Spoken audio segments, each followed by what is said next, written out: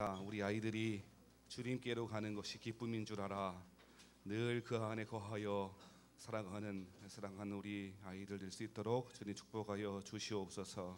하나님께 기쁨이요 온 교회 가운데 기쁨이 되는 아이들로 삼아 주시옵소서. 우리 구주 예수 그리스도 이름 받들어 감사하며 기도드리옵나이다. 할렐루야.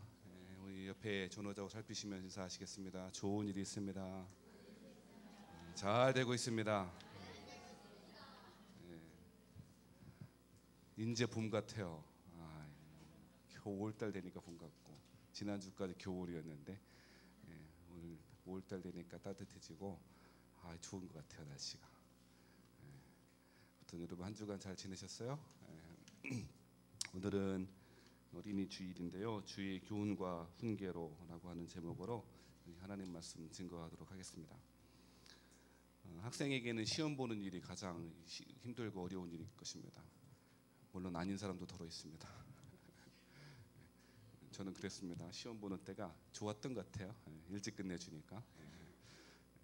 하지만 대부분의 아이들은 공부 잘하는 아이들이나 못하는 아이들이나 시험 때만 되면 굉장히 스트레스 받아 하죠. 우리 애들도 보니까 그거 뭔 시험이라고. 우리 아이들 정말 저는 시험 잘 보라고 점수 잘 맞아오라고 한 적이 없는 것 같은데 알아서 셀프로 스트레스를 받는 것 같아요. 얼마나 이게 스트레스를 받는지. 우리 딸내미도 그렇고 스트레스 받아요. 아무튼 그래요. 괴롭대. 그 학생에게는 시험 보는 일이 가장 힘들고 어려운 일일 것이고요. 농부에게는 그냥 뭐가 어려울까 생각해봤어요. 저는 농사 안 지어봐서 모르겠지만 고추 따는 게 그렇게 어렵대요. 우리 집 사람이 늘 얘기해. 당신 고추 따봤냐고. 굉장히 힘들다고. 그 뜨거운 땡볕 아래에서 그 허리 숙여갖고 앉지도 서지도 못한 어설픈 자세로 엉거주춤한 자세로 그 하나하나 따려면요 너무너무 어렵대요. 맞습니까? 모르지 뭐 어떻게 해봤어야지. 아무튼 그렇다고 하지 않습니까? 농부에게는 하나하나 한올 다 어려운 일이겠지만 그런 일이 어려울 것입니다.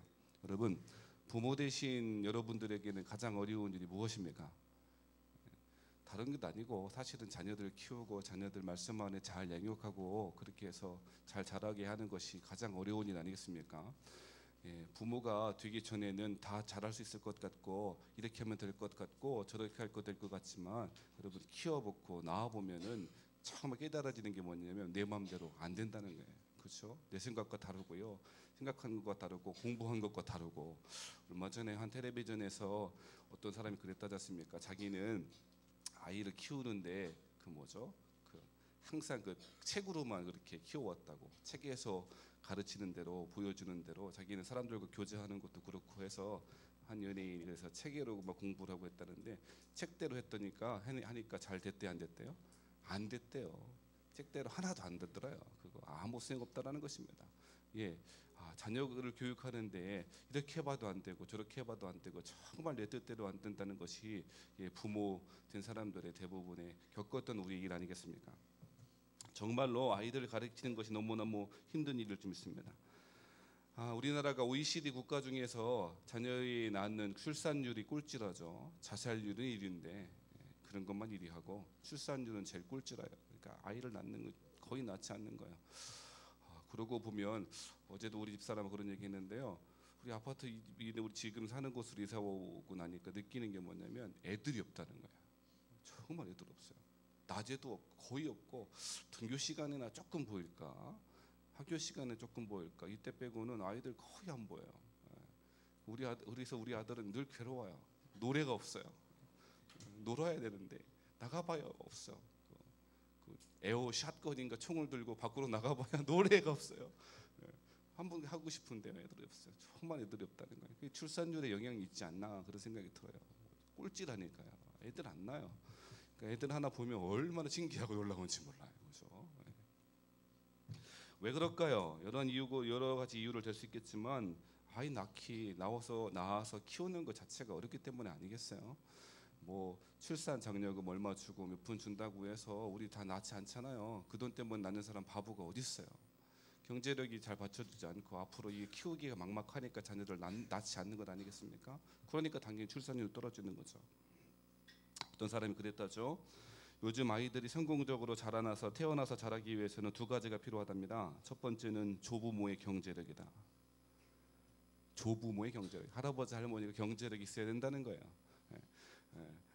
왜냐하면 이제 갓 30 되어서 가까이 된 청년들이 무슨 돈이 있어요. 돈이 없는 게 비정상이지. 돈이 있는 게 비정상이라. 맞습니까? 그러니까 전사님이 돈이 없는 게 정상인 거라. 그러니까 너무 자책할 게 없어. 난 여태까지 뭐 했나? 원래 그래. 원래 그 사회 시스템이 그래요. 군대 갔다 오고 학교 졸업했는데 무슨 돈 벌 일이 있었겠어요. 그러니까 그 부모 세대에서 경제력을 기대하기는 어려운 거죠. 그러니까 조부모의 경제력이 있어야 된다는 거예요. 두 번째 필요한 게 뭐냐? 부모의 정보력이랍니다. 그래야 성공한대요. 여러분 두 가지 가지고 있습니까? 별로. 우스갯소리겠지만 이게 우스갯소리가 아닌 것이 참 우리 현재의 아이들을 자라는 우리 아이들이 자라나는 그런 환경을 잘 보여주는 말 아니겠습니까? 하지만 여러분 경제력도 있고 정보력이 있어도 그것 때문에 아이들이 잘 자라는 것 같지는 않습니다. 경제력이 큰 문제이긴 하지만 경제적인 문제가 큰 문제이긴 하지만 그것 때문에 아이를 낳고 안 낳고 잘 기르고 잘 못 기르고 하는 것은 아닐 것입니다. 사랑하는 여러분, 어떻게 하면 우리 아이를 잘 기를 수 있을까요? 늘 고민이죠. 혹 여러분 그런 생각하시는 분도 있을까요? 아이 뭐 나는 애들 다 키웠는데. 하지만 여러분 그런 분 속으로 그렇게 생각하셔야 돼요. 손자 손녀가 있다. 여러분 어떻게 하면 우리 다음 세대를 잘 기르고 양육할 수 있을까요? 이런 힘든 세대 가운데, 이런 참 어려운 세대 가운데 그 방법은요, 항상 힘들고 어려울 때마다 항상요 중요한 것은요 원칙으로 돌아가야 된다는 거예요. 방법으로 가지 말고 이렇게 하면 된다더라, 저렇게 하면 된다더라라고 하는 방법론으로 접근하면 어렵고요. 가장 중요한 것은 하나님의 말씀이 자녀를 어떻게 키우라고 말하는가라고 하는 기본적이고 가장 중요한 원칙을 붙잡는 것이 성공하는 길일 줄 믿습니다. 그러면 어떻게 해야 될까요? 성경은 우리 아이들에 대하여서 어떻게 키우면 좋겠다라고 말하는 것일까요? 첫 번째 여러분 이것입니다. 자녀는 하나님의 선물이라는 사실을 잊지 말아야 된다는 것입니다. 첫 번째 원리가 그거예요. 뭐라고요? 우리의 자녀들이요 하나님의 뭐라고요? 선물이에요, 원수예요? 선물이에요. 아멘.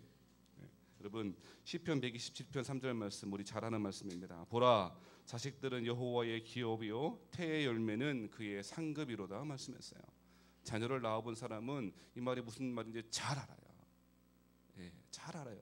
자식은 여호와의 주신 기업이고 태의 열매는 그의 상급이라는 거예요. 선물이라는 거예요. 그런데 여러분 이것을 설교 준비하면서 묵상하고 나니까 참 은혜가 되더라고요. 뭐가 은혜가 되는가? 하나님 우리에게 선물을 줬다는데 그 선물 자식이라는 거예요. 근데 여러분 선물이라고 하는 것은 여러분 줘본 사람 알지 않습니까? 선물을 줄 때는 어떻게 합니까? 아무거나 대충 골라서 마트에 가서 골라 잡히는 대로 줍니까? 아니면 정반대로 이 사람에게 무엇을 주면 좋을까? 뭘 주면 기뻐할까? 이 사람에게 이것 주면 정말 필요한 것일까? 여러 번 고민하고 또 고민하지 않습니까? 물론 결론은 상품권이지만 아무튼 여러 번 고민하고 또 고민해서 저 사람의 꼭 필요한 것, 저 사람이 정말 좋아할 만한 것, 저 사람이 정말 기뻐할 만한 것 그것을 골라서 선물로 하지 않습니까? 그런데 자식이 뭐라고요? 하나님이 주신 기업이요 하나님이 주신 선물이랍니다. 그러니까 여러분요 보이기는 원수 같아도 평생 왼수가처럼 보여줘도 우리 애들이 뭐라는 거예요? 하나님이 우리에게 적합하게 주신 정말 고민하고 또 고민해서 주신 하나님의 기쁜 선물이라는 것입니다. 이것을 잊지 말아야 된다는 것입니다. 이것이 어떻게 하나님 앞에서 우리 아이를 기를 것인가에 대한 기본적인 원칙이라는 것입니다. 사랑하는 여러분, 자녀를 키우다 보면요, 애들 키우다 보면 이 새끼가 내 새끼가 맞나 싶을 때가 있죠. 있는 게 아니라 많지 않습니까? 내 배 아파서 나왔지만 정말 내 아이 아닌 것 같아요. 그럴 때 많이 있지 않습니까? 그때마다 잊지 말아야 될 것이 무엇이라고요? 이 아이들은요 내 자녀들은요 하나님이 내게 주신 맞춤 선물이라고요. 동의가 별로 안 되는가 보네요. 여러분 이 말을 들으면 아마 그럴 거야. 뭐 그렇지 뭐 하나님이 주셨으니까 하나님이 작정해 주시고 우리가 주셨으니까 그냥 하나님의 선물 맞겠지. 아닙니다. 그런데요 가만 생각해 보면 이 말을 좀 더 묵상해 보면 더 깊은 더 넓은 의미가 있다는 것입니다. 자녀가 하나님의 선물이라고 하는 의미의 더 깊은 의미는 이런 것입니다. 우리의 자녀는요, 그 자녀 자체로서 인정해 주라는 말이에요.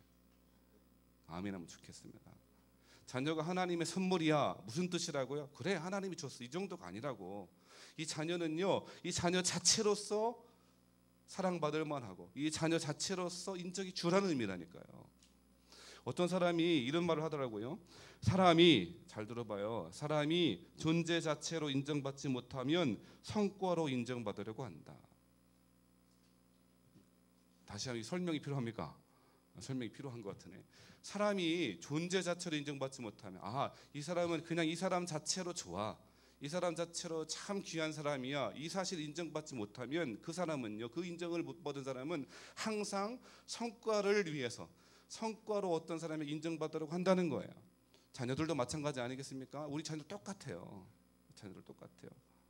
한 번도 공부 잘해라 한 말 안 했는데 애들이요, 공부 잘하고 싶어요. 왜 그럴까요? 우리 은연중에 애 자체에 대한, 우리 자녀 자체에 대한 기쁨과 감사보다는 아이들이 이렇게 하면 좋겠어라고 하는 성과에 보고 있다는 거예요. 그런 것들은 신압으로 우리 자녀들에게 들어가고 또 가르쳐지고 학습되고 있다는 거예요. 사랑하는 여러분, 자녀는 하나님이 주신 선물입니다.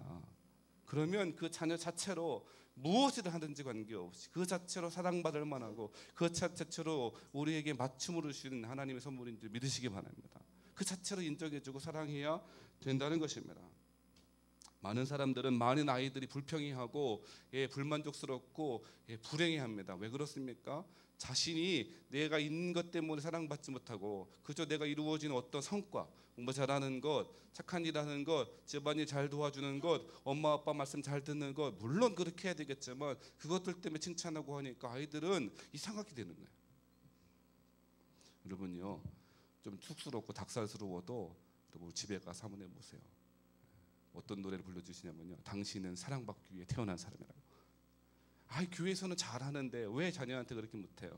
여러분요, 그 가사 중간에 보니까 여러분 잘 아시는 가사지 않습니까? 뭐라고 하냐면요, 당신이 이 세상에 존재함으로 인해 우리에게 얼마나 큰 기쁨이 되는지. 내 아들아, 내 사랑하는 딸아, 너 공부 잘하는 거 말고, 너 착한 일 하는 거 말고, 좋은 대학 가는 거 말고, 네가 이 세상에 존재하는 것 자체만으로도 나에게, 아빠에게, 엄마에게 얼마나 큰 기쁨인지 몰라. 너가 태어났을 때 엄마 아빠가 얼마나 행복했는지 몰라. 아멘 좀 하소. 그러면 참 좋겠어요. 여러분, 이거 첫 번째 원칙이라니까요. 하지만 여러분, 많은 부모들이, 아빠들이 그렇게 얘기 안 해요. 그러니까 아이들이 항상 뭘 이유려고 해요. 말 안 해도. 공부 잘하라 말은 안 했어도 눈치를 보죠. 성적이 50점 맞아왔으면 막 인상 쓰고 있고 말이죠. 뭐 밥 주세요 그러면 네가 알아서 먹어 하든지 말이죠. 그럼 되겠나? 어떤 애가요, 엄마 아빠가 하도 그러니까 성화에 못 이겨서 열심히 공부했대요. 50점 맞던 애가 그 다음번 시험에 90점 맞아왔대요. 그러니까 그 아빠가 하는 말이 뭔지 아세요? 아빠 왈, 야 그것밖에 못했냐? 조금만 더 하지. 조금만 더 했으면 100점 아니야. 다음엔 조금만 더 열심히 해? 이렇게 했대요. 열받았어요. 하지만 아빠가 100점 맞으라고 그러니까 그 다음 시험에 또 열심히 공부해서 100점을 드디어 맞아왔대요. 아버지 하는 말 뭐라고 하는 줄 아세요? 야 긴장 놓치지 마. 아빠 긴장 놓치는 거 싫어해. 이랬다는 거예요. 이게 뭐예요 이게? 도로시 올트라고 하는 사람이 어린이를 위한 기도문이라고 하는 것을 지었습니다. 이거는 우리 정 집사님이 좋은 목소리 읽어야 될 텐데 제가 한번 읽어보도록 하겠습니다. 아이가 비평을 듣고 자라면, 비난하는 것을 듣고 자라면 그는 남을 저주하는 자가 될 것이고, 아이가 적대감 속에서 듣고 자라면 그는 남과 싸우는 자가 될 것이고, 아이가 조소를 받고 자라면 그는 열등감을 지닌 인간이 될 것이고, 아이가 수치심 속에서 자라면 그는 죄의식을 느끼게 될 것이고, 아이가 참고 견디면서 자라면 그는 인내를 배우게 될 것이고, 아이가 칭찬을 받고 자라면 그는 자신감을 얻게 될 것이고, 아이가 사랑을 받고 자라면 그는 감사할 줄 아는 인간이 될 것이고, 아이가 올바르게 자라면 그는 정의를 위해 사는 인간이 될 것이고, 아이가 인정을 받고 자라면 세상에서 사랑을 얻게 될 것이다. 사랑하는 여러분요, 우리 아이들은 하나님이 주신 선물이에요. 하나님이 우리에게 주신 기업이에요. 기업이 뭡니까? 컴퍼니가 아니고 헤리티지, 유산이라고. 하나님이 당신의 자녀들에게 유산을 주셨어요. 뭘 주셨어요? 이 아이들이라고 하는 유산을 주셨다니까요. 이 아이는 하나님 주신 선물이에요. 할렐루야. 아이 자체로 너무 귀해요. 가끔요 우리 집에서 하는 일이 뭐냐면요, 이제 큰 텔레비전하고 이렇게 스마트 기기하고 연결해서 이렇게 사진을 봐요. 옛날 사진을 봐요. 기분 나쁘면 한 번씩 봐요. 가끔 더 기분 나빠질 때도 있어요. 하지만 대부분 기름이 되게 좋아하세요. 얼굴이 환하게 되고요. 막 얼마나 감격했는지 몰라. 이럴 때가 있었다고. 지금은 사학쟁이들인데 말이죠. 그때 너무너무 예뻤다고. 얼마나 예쁜지 몰라요. 사랑하는 여러분, 그 원칙으로 돌아가십시다. 우리 자녀들이 태어났을 때, 처음 태어났을 때 기뻐했던 그 순간, 다들 아무것도 아니하고 그래서 알몸으로 태어나서 그 하나만으로 이 작은 육신의 몸을 가지고 태어난 자녀가 너무너무 기뻐서 그 말할 수 없는 희열 가운데 있어서 이 감격 가운데 우리 아이를 자녀를 기를 수 있다면 그것이 성공적인 첫걸음이 될 것입니다. 아멘. 두 번째입니다. 두 번째는요, 자 보세요. 두 번째는요, 6장 4절 말씀에 보니까, 자, 또 아비들아 너희 자녀를 노엽게 하지 마. 첫 번째가 아까 전에 뭐라 그랬어요? 하나님의 주신 선물임을 깨닫고 인정하라 그랬잖아요. 근데 하나님의 자녀임을 깨닫는 것은요, 그 자체, 존재 자체로 인정해 주는 말이고, 그렇게 해야 자녀를 노엽게 하지 않는 거예요. 여러분요, 자녀들 기분을 노엽게 하지 말라라고 하는 말이요, 아이들 그냥 기분 맞춰줘라, 그거 안 돼요. 그렇죠? 애들 어떻게 기분 다 맞춰줘요? 어떤 분이 그런 얘기 하더라고요. 우리 청소년 사역의 전문가라고 하는 분이 뭐라고 하냐면, 청소년 사역자들이, 젊은이 사역자들이 놓치고 있는 게 있다는 거예요. 그것이 뭔지 아십니까? 아이들과 같이 되어지고 아이들의 눈높이에 내려가서 가르치면 잘 될 것이라고 생각한다는 거예요. 그런데 그것이 착각이라는 거예요. 그렇지 않다는 거예요. 그러면서 말하기를, 아이들의 눈높이로 내려가려고 하지 말고, 아마도 그런 이야기 속에는 아이들 기분 맞춰줘야겠다, 아이들의 어떤 그렇게 그런 말보다도 어떻게 하냐고 조언하냐면요, 아이들 눈높이로 내려가지 말고 아이들이 존경할 만한 어른이 되어주라는 거예요. 네, 그렇죠? 무슨 말씀이냐면, 우리 본문의 말씀에 보니까 아이들을 아비들아 너희 자녀를 노엽게 하지 말라 그랬잖아요. 노엽게 하지 말라는 말이 기분 맞춰주고 좋은 게 좋은 거라고 그렇게 하라는 말 아니에요. 그거 절대 아니에요. 그렇게 안 된다니까요. 지금 제가 열심히 강의를 듣고 하는 분 가운데 김창옥 교수님이라고 하는 분이 있더라고요. 아무튼 이분의 아주 굉장히 제가 자극을 많이 받고, 말하는 방식에 대해서도 참 제가 자극을 받고 도전을 받는데, 이 김창옥 교수님이 여러 가운데 1년이면 너무 이렇게 여러 가운데 강의를 다니는데요, 한 남자 고등학교인가 중학교 학교를 갔대요. 요청을 받아 갔대요. 수백 명의 아이들 강당에 다 모여 있는 거예요. 근데 하나같이 다 인상 쓰고 있는 거예요. 참 인상 쓰고 있고요. 자기 말하고 떠들고 있고, 그거 아시죠, 그죠? 막 그렇잖아요. 막 떠들고 막 벅벅 굴고 침 뱉고 있고 말이죠. 손 딱 놓고 해봐 이러고 있잖아요. 그렇게 하고 있다는 거예요. 그래서 분위기를 좋게 하려고 이 김 교수가 나가서 처음에 농담을 막 던졌대요. 썰렁한 농담 던졌나 보죠. 그러니까 애들이 하는 말, 이 중딩 고딩 하는 말, 웃기려고 애쓴다. 나중에 나이 먹고 애쓰네. 그런다는 거야. 이 질풍 노동의 시기 중딩 고딩 무서워요, 그죠? 얘들아, 우리 중딩 고딩아, 전도사님한테 인사 좀 잘해라. 너희들만 상처받고 하는 거 아니야. 전도사님 상처 받는단다. 아무튼 제가 그랬다는 거예요. 그러니까 자녀들 노엽게 하지 않는다는 얘기를 기분 맞춰주라고 하는 말이 아니고요. 아이를 그 아이 자체로 인정해주고 사랑해주라는 거죠. 자, 그거 첫 번째 원칙이라고 그랬어요. 두 번째 원칙이 무엇이냐면, 자, 오직, 자 6장 4절 하반절 말씀 읽어봐요. 오직, 시작. 오직 주의 교훈과 훈계로 양육하라는 거예요. 두 번째 원칙이 무엇입니까? 주의 교훈과 훈계로 양육해야 된다는 거예요. 여러분요, 사랑을 주기만 하고 존재 자체로 인정하기만 하면 됩니까? 아닙니다. 거긴 출발이고요, 기본적인 베이스고요. 그 다음에 뭐가 쌓여져야 되냐면 주의 교훈과 훈계로 양육하는 것이 되어야 된다는 것입니다. 잠언 22장 6절의 말씀에 보면, 마땅히 행할 길을 아이에게 가르치라. 그리하면 늙어도 그것을 떠나지 아니하리라 말씀했습니다. 이 말씀 들으면 아마도 많은 성도님이 그렇게 생각할지 모르겠습니다. 아, 그래, 맞아. 말씀대로 잘 양육해야지. 그래, 말씀 잘 가르쳐야지. 말씀대로 해야지 성공한데, 말씀대로 해야지 행복하게 살 수 있대. 그렇게 생각할지도 모르겠습니다. 그래서 어떤 분들은, 아, 그래? 말씀 가르치면 성공한다니까 성경 과외를 한번 붙여볼까? 요즘 별로무 과외가 다들, 노는 것도 과외가 필요하대요. 네? 그렇다면서 축구도 과외가 우리 때 생각하면 무슨 축구에 과외가 있나, 무슨 FC가 뭐 이렇게 많아. 학교에서도 FC, 태권도 학원에서도 FC, FC. 아니 우리 때는 그런 게 어디 있었어요? 하긴 아이들 그런 얘기 싫어. 우리 때는 그런 얘기 싫어하던데. 그냥 노는 거지. 공 하나 주면 1시간이고 2시간이고 하루 종일 놀다가 들어왔지 않습니까? 그런데 요즘은 다 과외요, 학원이고요.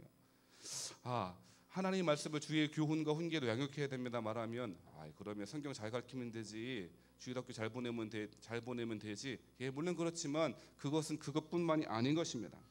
그것은 그렇게 이해한다면 성경이 말하는 교육, 성경이 말하는 양육에 대해서 잘 모르는 것입니다. 성경은 교훈과 훈육, 양육을 말할 때 가장 중요한 가치관을 가지고 있습니다. 그것이 무엇인지 아십니까?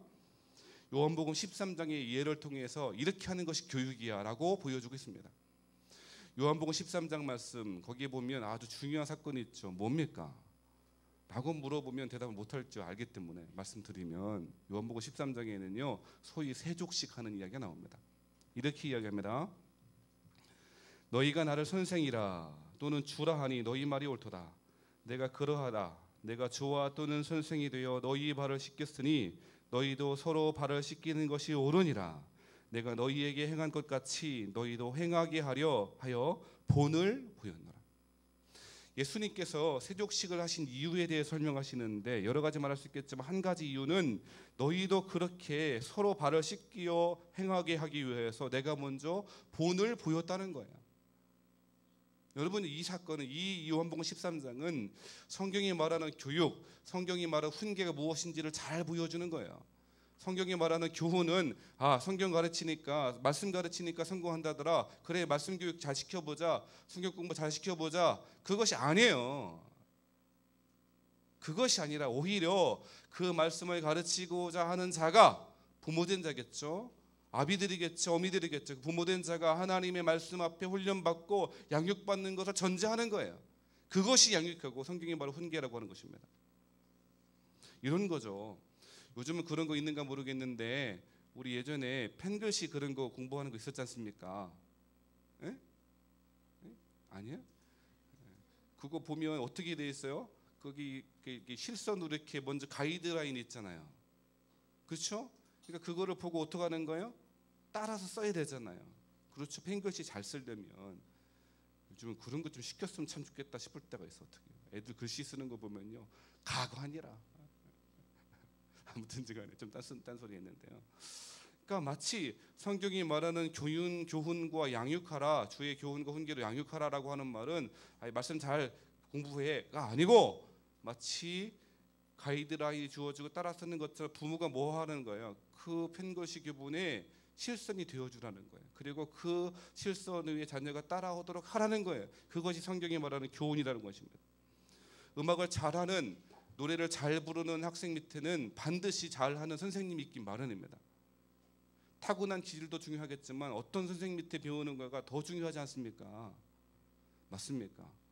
부모가 노래 못하면 자녀 노래 잘하기 어렵습니다. 쉽게 빨리 포기하는 게 좋습니다. 그거 안 됩니다. 왜 그렇습니까? 부모가 노래 잘하는 거 보고 이렇게 노래하는 거 듣고 했기 때문에 가이드가 되어지는 것이죠. 그렇기 때문에 잘하는 것 아니겠습니까? 하나님 말씀도 마찬가지입니다. 주의 교훈과 훈계로 양육하라고 하는 말, 그런 말이라니까요. 사랑하는 여러분, 성경이 주의 교훈과 훈계로 양육하라고 하는 말은 서당의 훈장처럼 하늘천 따지 하라는 말이 아니고 오히려 아비들이, 어미들이 그 말씀 가운데 서서 훈련하고 교훈하라고 하는 말인 것입니다. 그런데 문제는 부모가 먼저 그 하나님의 말씀 가운데 서 있지 않는다는 데 우리의 문제가 있습니다. 물론 성경도 읽고 이것도 하고 저것도 하고 신앙적 행위들을 할지 모르겠습니다. 하지만 여러분, 애들도요 영적인 존재입니다. 실제로 부모가 하나님 말씀 안에 서 있는지, 주를 사랑하고 기뻐하는지, 예배하는지 잘 압니다. 아이들 보고 설명하라면 설명 못하겠지만 엄마 아빠가 정말 하나님 사랑하는구나, 엄마 아빠가 예배를 우선순위로 두는구나, 하나님이 최고의 가치로 두는구나 제일 잘합니다. 네, 그럼요. 아이들은 영적인 존재라니까요. 믿습니까? 예, 그러니까 여러분, 이것이 먼저 되어야 된다는 것입니다. 왜 그렇습니까? 또한 많은 경우에 좋은 것이든 나쁜 것이든 자녀는 부모를 그대로 모방할 수밖에 없는 것입니다. 그렇기 때문에 그렇습니다. 어떤 사람이 실험을 했다는데요. 유치원에서 선교원에서, 지금은 선교원도 없죠. 안타까워요. 선교원이 없어지고 했다는 게. 선교원에서 실험을 했대요. 뭘 실험을 했냐면 그 선교원에 있는 아이들을 상대로 해서 그림을 그리도록 했는데, 그림 토픽이 뭐냐면 지금 애들한테 이렇게 얘기하는 거예요. 하나님이 너희들 앞에 있다고 생각하고 하나님의 얼굴을 그려봐라. 그렇게 이제 주고 재료를 주고 그려봐라 그렇게 했다는 거예요. 그런데 놀랍게도 여러분, 어떤 얼굴을 그렸냐면 하나 예외 없이 그 선교원에 있는 아이들 모두가 하나님의 모습을요, 자기 아버지의 모습을 그렸다는 것입니다. 놀랍지 않습니까, 여러분요? 프로이드라고 하는 사람 아시죠? 프로이드라는 사람이 뭐라고 이야기했냐면, 엄마와 아버지는 아이가 보는 하나님의 첫 모습이다 라고 말했어요. 사랑하는 여러분, 오늘 본문의 말씀에 오직 주의 교훈과 훈계로 양육하라고 하는 그런 말이에요. 그냥 말씀 열심히 공부해, 성경 공부해, 큐티해. 아니, 그것도 물론 기본적으로 전제돼야 되겠지만, 그것조차 하면 안 되겠지만, 중심으로부터 부모가 하나님 말씀 안에 서 있고 주를 깊이 사랑하며 날마다 주의 성전 가운데 거하기를 기뻐하며 예배를 우선순위로 두며 하나님 사랑하기를 그 어떤 것보다도 가장 큰 고귀한 가치로 하나 살아가는 것이 자녀를 잘 성공하도록 말씀 안에 키우는 가장 큰 원칙이 될 것입니다. 사랑하는 여러분, 개천에서 욕난다 그러죠? 요즘 개천에서 욕 나요, 안 나요? 나요, 안 나요? 안 나요. 하지만 중요한 사실이 있어요. 개천에서 용 날려면 그 개천에 먼저 용이 있어야 돼요. 맞습니까? 여러분, 용 됐으면 좋겠습니다. 말이 좀 이상하네. 용은 뱀인데, 사단인데 졸다가 들으면 또 시험 들으려. 신명기 6장 4절에도 이렇게 말합니다. 이스라엘아 들으라. 잘 들어보세요. 우리 하나님 여호와는 오직 유일한 여호와이시니 너는 마음을 다하고 뜻을 다하고 힘을 다하여 내 하나님 여호와를 사랑하라. 오늘 내가 내게 명하는 모든 이 말씀을 너는 마음에 새기고 내 자녀에게 부지런히 가르치며 말씀했습니다. 순서에 주목하세요. 순서가 어떻게 된다고요? 오늘 내가 내게 명하는 모든 이 말씀을 너부터 마음에 새기라고. 너부터 마음에 새기고 내 자녀에게 부지런히 가르치라고. 이것이 여러분요, 오늘 본문의 말씀에 보면 오직이라는 말입니다. 6장 4절 말씀에 보면 오직이 중요하거든요. 이 말은 성경만 가르쳐야 돼, 주일학교만 나와, 다른 교육은 필요 없어 라고 하는 극단적 근본주의자들의 말이 아닙니다. 그거 하라는 말 아닙니다. 피아노 가르쳐야죠. 영어학원도 다녀야죠. 필요 있으면 다녀야죠. 그거 하지 마, 그런 말 아닙니다. 오직이라고 하는 그런 말 아니라고요. 그런데 이 오직이라고 하는 말은 이것입니다. 부모가 먼저 하나님의 말씀이 유일한 우리의 근거인 줄 알아. 신앙과 삶의 근거인 줄 알고 하나님 사랑하는 것이, 하나님께 예배하는 것이 가장 큰 가치인 줄 알아 살아갈 수 있다면 그것이 바로 오직이라고 하는 말 아니겠습니까? 사랑하는 여러분, 한 엄마가 있었는데요. 어린 딸을 데리고 서점에 갔대요. 그리고서 이야기하는 거야. 너 보고 싶은 책 다 골라와. 네가 읽고 싶은 거 골라와서 엄마가 사줄 테니까 골라와봐. 그렇게 했대요. 그러자 한참 있다가 이 아이가 여러 책을 갖고 왔는데 제일 위에 있는 책 이름이 뭐냐면 올바른 자녀 양육법이라는 책이에요. 그래서 깜짝 놀래갖고 엄마가 물어봤대. 야, 너 왜 이런 책 골라왔어? 하니까 하는 말이, 자녀가 하는 말, 딸이 하는 말이, 예, 엄마가 나를 제대로 양육하는가 보려고요. 사랑하는 여러분요, 자녀들은 다 압니다. 엄마가 아빠가 하나님 말씀 사랑하는지, 하나님 사랑하는지 다 압니다. 자기중심적 이기적인 삶에서 벗어나 주 사랑하기를, 주 알기를 기뻐하고 그 길 가운데 서시는 부모 되시기를 주 이름으로 축복합니다. 그래야 됩니다. 그래야 아이들이 잘 자랍니다. 그래야 하나님이 원하시는 자녀로 한 걸음씩 나아갈 수 있을 줄 믿습니다. 찬송하겠습니다. 여러분, 우리 이렇게 할 거예요. 우리 찬송 좀 부르다가 기도할 텐데 유초등부 아이들은 여기 앉아 있으면 제가 가서 기도할 거고요. 우리 어린 아이들은 조금만 앞으로 와주시기 바래요. 앞으로 나오시면 제가 축복하고 기도할 거니까 여러분 같이 우리 찬송하고 같이 통성으로 기도할 때 여러분 우리 아이들을 위해서 한 사람 한 사람 우리 자녀들을 위해서 축복해 주시고 또 오늘 주신 말씀 묵상하면서 내가 먼저 부모가 먼저 주의 말씀과 교훈 앞에 양육되게 해달라고 기도하시고 주신 말씀 묵상하며 기도하는 가운데 제가 축복하면서 기도하겠습니다. 우리 찬양할까요? 우리 하나님께서 당신을 통해 이 찬양 아시죠? 이 찬양 부르시면서 찬송할 텐데 이렇게 찬송하고 기도하도록 하겠습니다.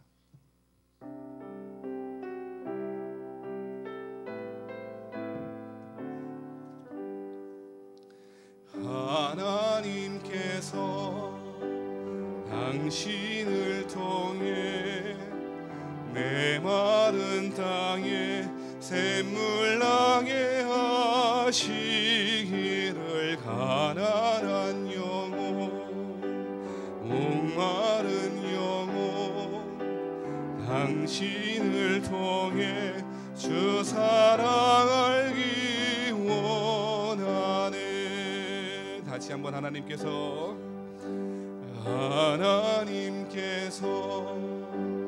당신을 통해 메마른 땅에 샘물 나게 하시기를 가난한 영혼 목마른 영혼 당신을 통해 주 사랑 알기 원하네. 여러분 가사에 보니까 너무 근사하지 않습니까? 하나님께서 당신을 통해서 메마른 땅에 샘물 나게 해주시고 가난한 영혼 목마른 영혼 당신을 통해서 그 주 사랑을 알기를 원한다고. 여러분요 우리 자녀들이 그런 아이들 됐으면 좋겠어요. 크고 높이 성공하는 것이 아니라 우리 자녀들을 통해서 메마른 땅에 샘물이 나게 하시고 가난한 영혼이 목마른 영혼이 우리 아이들을 통해서 주 사랑을 알게 되는 그런 은혜를 주시라고 다시 한번 찬송하기 원하는데, 이번에는 찬송할 때에 우리 자녀들 이름을 넣어서 그리고 우리 유초등부 아이들 넣어서 우리 아이들 우리 주일학교 아이들 중고등부 아이 이름을 넣어서 한번 해보는 거예요. 어디다 넣는지 모르면 안 돼. 당신에 넣는 거예요. 다시 한번 찬송합니다. 하나님께서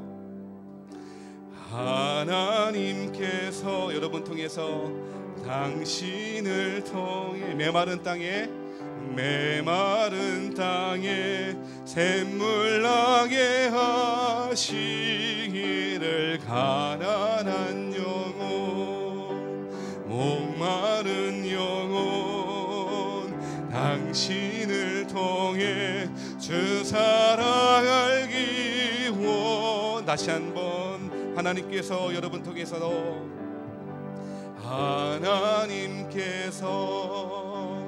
하은이 통해 메마른 땅에 샘물 나게 하시기를 가난한 영혼 목마른 영혼 당신을 통해 주 사랑 알기 원하네. 다시 한번 하나님께서 당신을 통해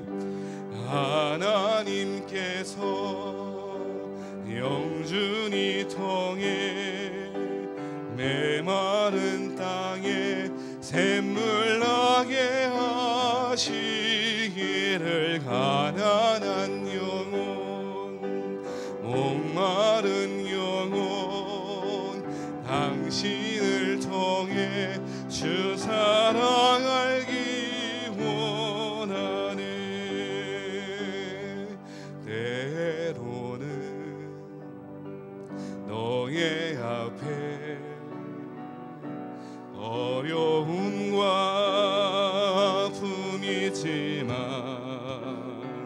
담대하게 주를 바라보는 너의 영혼 우리 볼 때 너의 영혼 우리 볼 때 얼마나 아름다운지 너의 영혼 통해 큰 영광 받으시 하나님을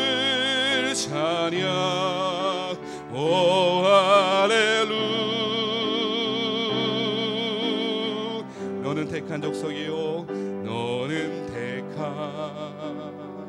족속이요 왕같은 제사장이요 왕같은 제사장이요 거룩한 나라 하나님의 소유된 백성 우리 자녀들의 영혼 볼 때 너의 영혼 우리 볼 때 얼마나 사랑스러운지 얼마나 사랑스러운지 너의 영혼 통해 너의 영혼 통해 큰 영광 받으시 하나님을 찬양 오 할렐루야 너의 영혼 통해 큰 영광 받으실 너의 영혼 통해 큰 영광 받으실 큰 영광 받으실